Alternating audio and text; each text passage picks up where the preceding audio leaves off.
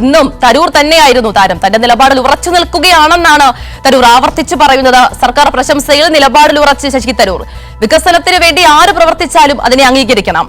Is of doing ബിസിനസിൽ കേരളം ഒന്നാമതെത്തി. പ്രതിപക്ഷ നേതാവിനോട് ലേഖനം വായിക്കാൻ പറയണമെന്നും തരൂർ മറുപടി പറയുകയാണ്. അതേസമയം തരൂരിനെതിരെ കേരളത്തിലെ നേതാക്കൾ ഹൈക്കമാൻഡിനെ അതൃപ്തി അറിയിക്കുകയാണ്. സമഗ്ര വിവരങ്ങൾ നിർഭൻ നൽകും.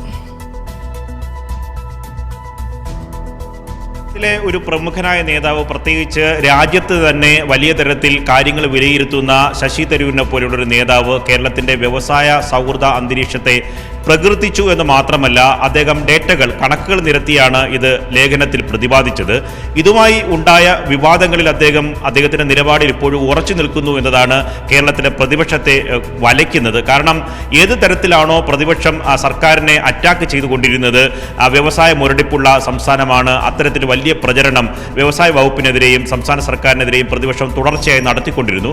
പക്ഷേ തരൂരിനെ പോലെ AICCയുടെ വർക്കിംഗ് കമ്മിറ്റി അംഗവും വിശ്വപൗരൻ എന്ന് കോൺഗ്രസ് തന്നെ പലയിടത്തിൽ പറയുകയും പ്രചരിപ്പിക്കുകയും ചെയ്യുന്ന ഒരു നേതാവ്, കാര്യങ്ങളെ സ്വതന്ത്രമായി വിലയിരുത്തുന്ന തരൂരിനെ പോലെ ഒരു നേതാവ് ഇത്തരം കാര്യങ്ങളിൽ തുറന്ന് സർക്കാരിനെ അഭിനന്ദിച്ചു എന്നതാണ് ഏറ്റവും പ്രധാനപ്പെട്ട കാര്യം.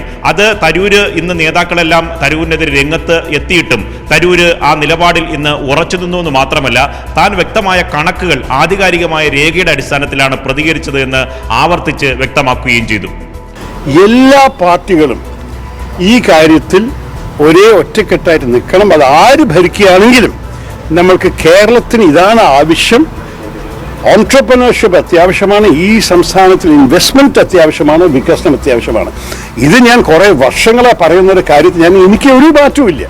ഞാൻ മുമ്പ് പറഞ്ഞ കാര്യം വീണ്ടും ഇന്ന് ഈ റിപ്പോർട്ട് കണ്ടിട്ട്, ഈ റിപ്പോർട്ടിന്റെ അടിസ്ഥാനത്തിലും കേരളത്തിന്റെ പെർഫോമൻസ് കണ്ടിട്ടാണ് പറഞ്ഞു. ഞാൻ എന്നോട് ചോദിച്ചിട്ടില്ല, ഞാൻ ചൂണ്ടിക്കാണിക്കാം. എല്ലാറ്റിൻ്റെയും ആ റിപ്പോർട്ട്സ്, അഥവാ ആ റിപ്പോർട്ടിന് വല്ല കുറ്റമുണ്ടെങ്കിൽ നമ്മൾ തർക്കിക്കണം.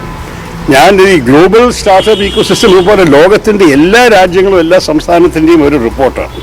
അത് ഞാനോ ഒരു ഇന്ത്യൻ സ്ഥാപനമല്ല ഇറക്കിയിരിക്കുന്നത്. അത് ഇന്റർനെറ്റിൽ നിങ്ങൾ കയറിയിട്ട് നോക്കിക്കോളൂ, ഗൂഗിളിൽ എവിടെ നിന്നാണ് ഞാൻ അത് എടുത്തിരിക്കുന്നത്. ഈ is of doing business ranking അത് ഇന്ത്യയിലെ എല്ലാ സംസ്ഥാനങ്ങളിലും റാങ്ക് ചെയ്യുന്നതാണ്. അതിൽ നമ്മൾ നല്ലോണം പുറകെയായിരുന്നു. പെട്ടെന്ന് നമ്മൾ ഒന്നാം സ്ഥാനത്ത് എത്തിയിരിക്കണം. അതിന് വലിയ കാരണമുണ്ടാവണ്ടേ. ഇതും നമ്മുടെ CPM സർക്കാർ ഇറക്കുന്ന റാങ്കിങ് അല്ലല്ലോ, ഇതൊരു നാഷണൽ റാങ്കിങ് ആണ്. അപ്പോൾ നമ്മൾ ഇതെല്ലാം കാണാത്ത ഭാവം നടിക്കാൻ സാധിക്കില്ല. പക്ഷേ തരൂര് ഇക്കാര്യത്തിൽ പ്രതികരണത്തിൽ ഉറച്ചു നിൽക്കുമ്പോഴും കേരളത്തിലെ പ്രതിപക്ഷ നേതാവ് അടക്കം വരുന്ന മുതിർന്ന നേതാക്കളെല്ലാം തരൂരിന് എതിരായി രംഗത്ത് വരുന്നു. കാരണം അവർ വിശദീകരിക്കാൻ കഴിയാത്ത വലിയ കുടുക്കിലേക്ക് കേരളത്തിലെ പ്രതിപക്ഷം പോയിരിക്കുന്നു എന്ന് തന്നെ പറയേണ്ടി വരും. ശക്തമായ നിലപാടാണ് പ്രതിപക്ഷ നേതാവ് VD സതീശൻ അടക്കം ഇന്ന് തരൂരിനെതിരെ എടുത്തത്. സ്വാഭാവികമായിട്ട് അത് മെച്ചപ്പെട്ടു വരേണ്ടതുണ്ട്. മെച്ചപ്പെട്ടു വരണമെന്ന് ആഗ്രഹിക്കുന്ന ആളുകളാണ് ഞങ്ങൾ. ശശി തരൂര് എന്ത് സാഹചര്യത്തിന്റെ പുറത്ത്, എന്ത് സ്റ്റാറ്റിസ്റ്റിക്സിന്റെ പുറത്താണ് ആ ലേഖനം എഴുതിയതെന്ന് ഞങ്ങൾക്കറിയില്ല. ശശി തരൂര് ലേഖനം എഴുതിയത് എന്ത് സ്റ്റാറ്റിസ്റ്റിക്സിന്റെ അടിസ്ഥാനത്തിലാണെന്ന് എനിക്കറിയില്ല. അദ്ദേഹം അങ്ങനെ പറയാനുണ്ടായ സാഹചര്യം പാർട്ടി പരിശോധിക്കട്ടെ. തരൂരിനെതിരെ പ്രതികരണം മാത്രമല്ല, വലിയ തരത്തിലുള്ള പ്രതിഷേധവും കേരളത്തിലെ നേതാക്കൾക്കുണ്ട്. AICC ഹൈക്കമാൻഡിനെ നേരിട്ട് അവരുടെ അതൃപ്തി അറിയിക്കാനാണ് കേരളത്തിലെ നേതാക്കൾ ആലോചിക്കുന്നത്. നേരിട്ട് കണ്ട് തന്നെ ഹൈക്കമാൻഡുമായി തരൂരിനെതിരെയുള്ള അതൃപ്തി അറിയിക്കും. മാത്രമല്ല, തരൂരിനെ തിരുത്തണം.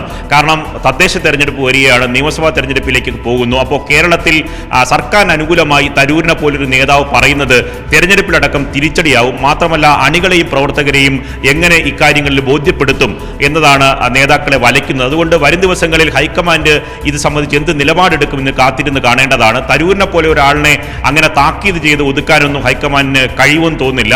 അതുകൊണ്ട് ഈ ചർച്ചകൾ എത്ര വേഗം മുന്നോട്ട് പോകുന്നു, എത്ര വിവാദങ്ങൾ ചൂടുപിടിക്കുമോ എന്ന കാര്യം ഇനി കാത്തിരുന്ന് കാണേണ്ടതാണ്. കാവ്യ.